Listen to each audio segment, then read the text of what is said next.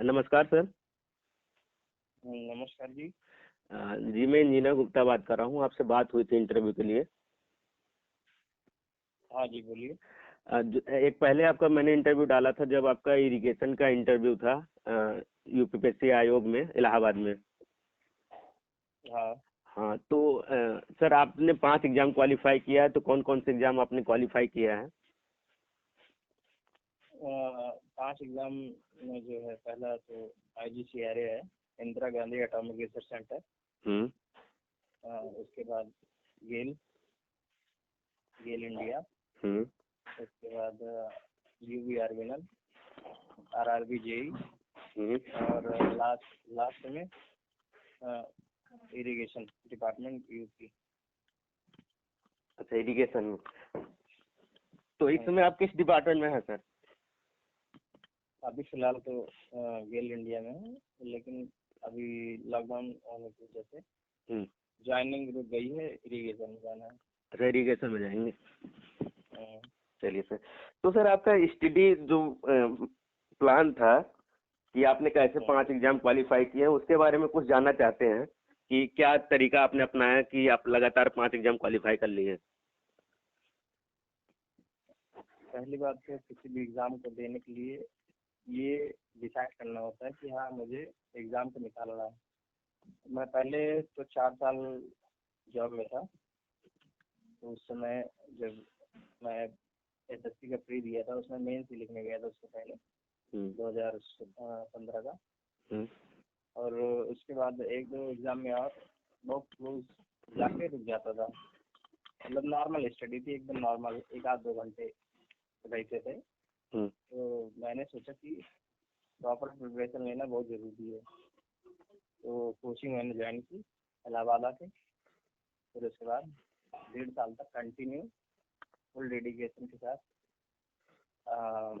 Continue coaching. तो मैं जो भी पढ़ाया जाता था वो पढ़ाता था, और जो वो वापस चाहिए आके घर पे रिवीजन बहुत जरूरी होता था, फिर वापस सुबह जाते समय देख लिया। जब कोचिंग का लगभग पूरा सिलेबस कंप्लीट हो गया, उसी बीच पेपर सेट लगाते रहना चाहिए, या जो पुराने क्वेश्चन बैंक वगैरह हैं उनसे क्वेश्चन की प्रैक्टिस करते रहना चाहिए। और जो नॉर्मल बुक्स वगैरह हैं, जैसे कि क्वेश्चन गुप्ता और कुर्मी, ये 2 बुक बहुत है। मतलब अगर ऑब्जेक्टिव टाइप का अगर आपको एग्जाम 1 डे एग्जाम देना है, तो ये दोनों बुक से लगा के कॉन्सेप्ट बिल्डअप करके क्वेश्चन को समझ समझ के लगाएं, तो इससे क्या रहेगा कि आपको कॉन्फिडेंस आएगा। और कंसिस्टेंसी बहुत ज़रूरी है। मतलब अगर आपको बहुत सारी चीज़ों से थोड़ा हटना पड़ेगा, जैसे कि मतलब कि डिस्ट्रैक्शन, मतलब घर वर जाने का जो भी कंसिस्टेंसी, मतलब कि पढ़ाई प्रॉपर होनी चाहिए। ऐसा नहीं कि आज अगर 1 घंटा पढ़ाई कर लिए, किसी दिन किए ही नहीं, या अगले दिन फिर 1 घंटा किए, तो मतलब थोड़ा टाइम देना पड़ेगा और कंसिस्टेंटली वो देना ही पड़ेगा उसको, जब तक सिलेक्शन नहीं हो जाता है। बहुत सारे बच्चे ऐसे रहते हैं कि मतलब स्टार्टिंग में तो जोश नया रहता है, लेकिन बाद में वो जोश ठंडा हो जाता है। भाई जो मेहनत करेगा वही आगे बढ़ेगा, सिंपल सी बात है।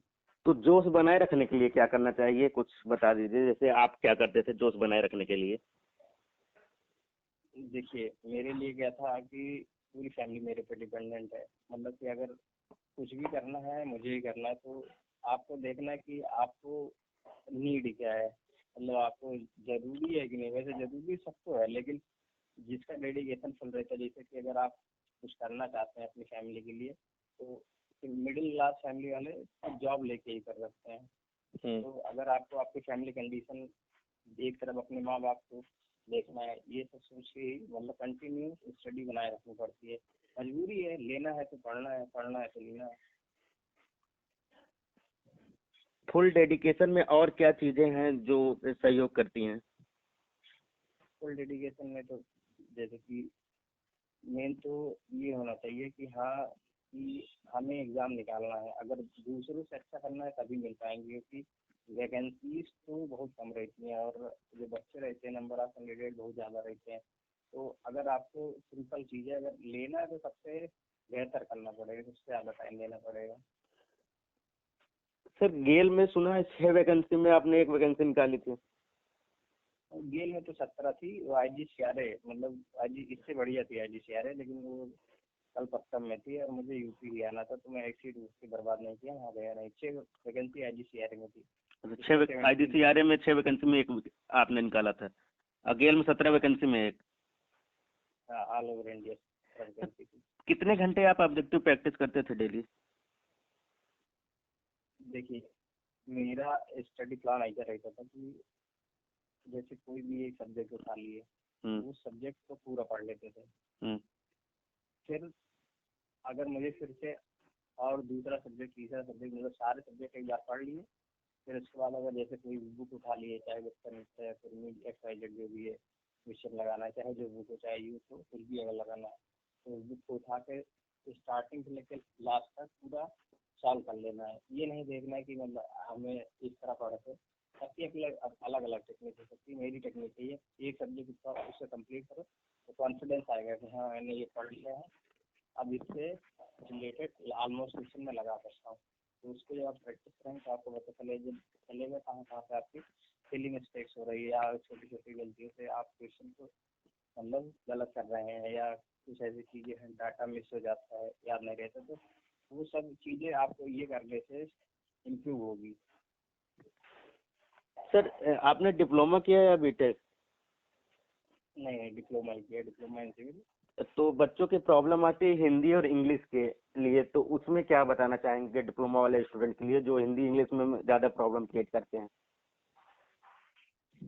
हिंदी इंग्लिश का तो इतना बड़ा फंडा नहीं है, क्योंकि ज़्यादातर चीज़ें आजकल जो है मतलब कि बाइलिंगुअल ही रहती हैं। ज़्यादा से ज़्यादा कोशिश करें इंग्लिश में चीज़ों को समझने की, क्योंकि इंग्लिश में जो मैटर है वो ऑथेंटिकेटेड है, मतलब सही रहते हैं। हिंदी वाले में चीज़ें हो सकता है सही नहीं मिल पाती, बहुत सारी चीज़ें, और आसानी से मिल भी नहीं पाती हैं। तो इंग्लिश तो थोड़ा डोमिनेंट है ही है, थोड़ा थोड़ा सा, ज़्यादा नहीं, इतना फर्क नहीं पड़ता लेकिन हिंदी इंग्लिश से। तो बच्चों को डर लगता है सर हमें इंग्लिश नहीं आती है तो हिंदी में पेपर, बहुत बच्चों का क्वेश्चन रहता है, हमारे पास बहुत कॉल्स आती हैं सर हिंदी में तैयारी कैसे करें, तो उन बच्चों के लिए क्या कहना चाहें कि हिंदी इंग्लिश से कैसे ना डरें?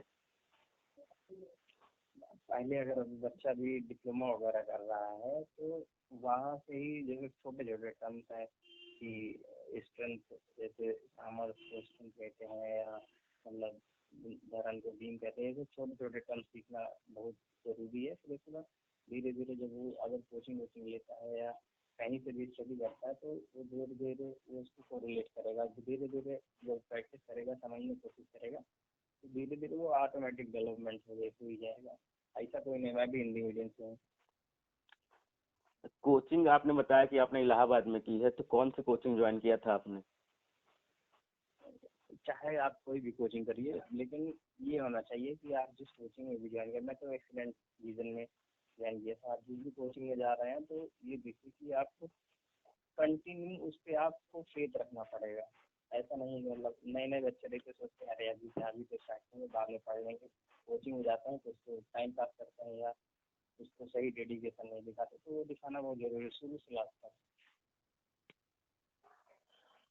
रिवीजन का प्रोसेस क्या था आपका सर, रिवीजन कैसे करते थे आप? रिवीजन करने के लिए पहले तो ये कोचिंग में पढ़ाया जाता था, उसके बाद रूम पे आके वापस से उसका रिवीजन करना है। मतलब ज़्यादा नहीं टाइम लगता है, अगर कोचिंग में 4 घंटा पढ़ाया गया है तो मैक्स 1 घंटा लगता है। और फिर अगर उससे रिलेटेड कुछ क्वेश्चन लगाने का मन है, तुरंत लगा लेंगे तो बेटर है, क्वेश्चन लगा लीजिए। लेकिन मैं तो उस समय क्वेश्चन नहीं लगाता, मैं कुछ दिन बाद जब पूरा चैप्टर खत्म हो जाता था उसके बाद क्वेश्चन लगाता था। और उसके बाद जब आप घर पे आइए, फिर उसके बाद पढ़िए, उसके साथ पैरेलल में आप नॉन टेक को भी उतना ही इम्पोर्टेंट दीजिए जितना आप टेक्निकल को दे रहे हैं। तो जैसे सर आप ऑनलाइन स्टडी भी कुछ करते थे या ऑफलाइन कोचिंग का ही नोट्स वगैरह ही फॉलो करते थे?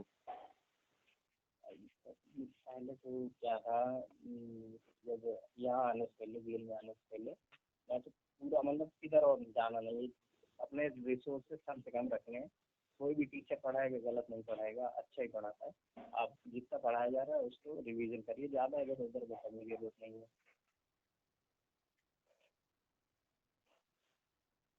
नोट्स कितना इम्पोर्टेंट रखती है सर अगर हम रिवीजन करें, कि बहुत बच्चे होते हैं नोट्स नहीं बनाते हैं, रफ कॉपी कर लेते हैं कोचिंग वगैरह में, तो उनके लिए जैसे नोट्स नहीं बनता है, बाद में फिर नोट्स के लिए परेशान होते हैं।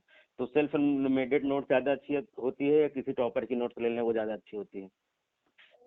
किसी की भी नोट्स नहीं लेनी है, जो कोचिंग में पढ़ाया गया है वो नोट्स पहले कंप्लीट करनी है। मतलब जो आपको सिलेक्शन लेने का प्रोसेस है ना, तो ये 1-2 दिन का प्रोसेस नहीं है।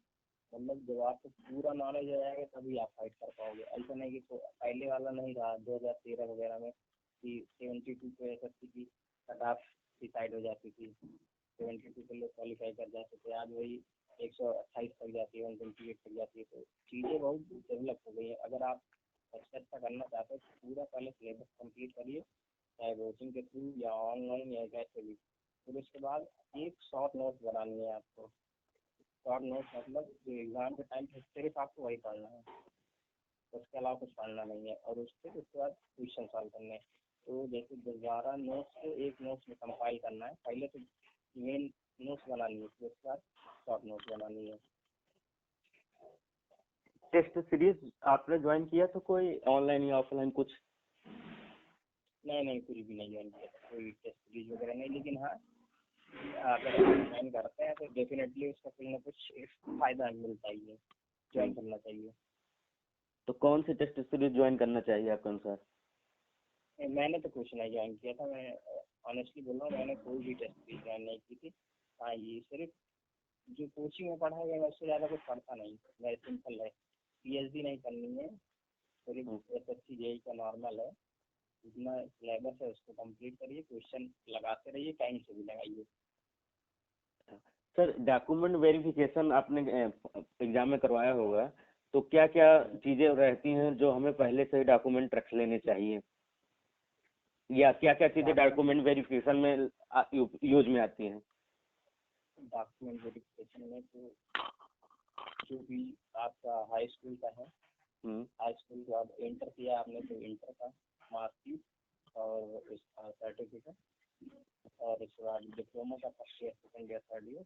फिर अगर अपना रिलैक्सेशन मिलना चाहते हैं तो उसके लिए भी लगाना पड़ेगा। और फिर अगर कॉस्ट रिजर्वेशन के लिए लगाना चाहते हैं कॉस्ट के लिए तो आपको कास्ट सर्टिफिकेट भी लगाना पड़ेगा। ये सब चीज़ें बेसिकली रहती हैं। मेडिकल में क्या क्या लगाना होता है? जैसे कि मेडिकल में तो कहीं कहीं तो मेडिकल डायरेक्ट जाके कराना पड़ता है। जैसे रेलवे का था, यूआरएल का, तो वो लोग आपको प्रेफर करेंगे कि आप फलाने जगह जाइए या हॉस्पिटल में जाइए, वो प्रिस्क्रिप्ट कर दिए रहते हैं कि वहाँ जाकर आपको कराना है। तो उसके लिए कुछ ज़्यादा कुछ नहीं करना पड़ता है मेडिकल के लिए। नॉर्मल होता है मेडिकल। जैसे कुछ आई टेस्ट वगैरह की लिमिट्स वगैरह होती हैं, हमारे पास मैसेज आते हैं सर मेरी आई इतनी है, माइनस में, 0 में है। नहीं, 6/9 ले लेते हैं ये। आई वाई का कुछ इतना बड़ा फंडा नहीं था, रेलवे में थोड़ा सा वो भी अगर आप चश्मा वश्मा लगाते हैं तो उसका नंबर लेके जाइए, वो भी हो जाता है। कुछ बच्चों का क्वेश्चन होता है कि थ्योरी पे ज्यादा फोकस करें या न्यूमेरिकल पर? अगर ऑब्जेक्टिव टाइप का क्वेश्चन, मतलब आपको वन डे देना है, वन डे मेंस नहीं देना है, प्री जैसे एसएससी का मेंस नहीं देना है। मेंस की तैयारी अलग तरीके से होती है, प्री की अलग तरीके से होती है। अगर हमें प्री करनी है, स्टेट के एग्जाम या जो पीएसयू के एग्जाम होते हैं प्राइवेट सेक्टर यूनिट के, उसकी तैयारी करनी हो, तो उसके लिए हम शॉर्ट नोट और न्यूमेरिकल या थ्योरी किस पे ध्यान दें, अब कितना ध्यान दें? ज़्यादा से ज़्यादा वन लाइनर टाइप के question, data base factual question हमें मतलब सॉल्व करने हैं। तो उसके बाद हल्के हल्के क्वेश्चन एकदम मतलब 1-2 लाइन में जो हो जाते हैं, वो न्यूमेरिकल को टैकल करना है। ज़्यादा न्यूमेरिकल में घुसना नहीं है, वो हल्के हल्के जो 1-2 लाइन में हो जाते हैं। क्योंकि जो भी एग्जाम रहता है वो अगर एसएससी का ले लीजिए, अगर 120 मिनट में 200 क्वेश्चन को सॉल्व करना है, तो 200 क्वेश्चन में 50 न्यूमेरिकल तो डालेगा नहीं, ज़्यादा डालेगा 15-16 क्वेश्चन। 15-16 में 4-5 ऐसे रहेंगे जो थोड़ा ज़्यादा घुमाऊ रहेंगे, और 7-8 ऐसे रहेंगे जो एकदम हल्के हल्के क्वेश्चन, जैसे सॉइल के सेकंड चैप्टर से थोड़ा सेचुरेशन वाला जो फार्मूला है, डब्ल्यू एवरेज, ये सब में गामा डी गामा टी, ये सबसे छोटे छोटे क्वेश्चन आ सकते हैं। ऐसे हल्के हल्के क्वेश्चन आएंगे, कोई ज़्यादा बड़े नहीं आएंगे। कुछ लड़कों का रहता है सर, अगर आपसे डायरेक्ट कांटेक्ट करना चाहे तो कुछ इन्फॉर्मेशन वगैरह शेयर करना चाहेंगे या कमेंट में ही बता दें सब? तो अब किसी को भी कुछ करना है तो मेल वगैरह कर सकता है। ठीक है, तो आप मेल आईडी भेज दीजिएगा, मेल आईडी में अपडेट कर दूंगा डिस्क्रिप्शन में। जो अभी अभी डिप्लोमा कर रहे हैं या बीटेक कर रहे हैं, उन वो जो जिनका टारगेट जेई है, वो अभी से किस चीज पर ध्यान दें? पहले तो अगर जो डिप्लोमा कर रहा है वो डिप्लोमा लेवल तक का ही पहले अच्छे से पढ़ाई कर ले।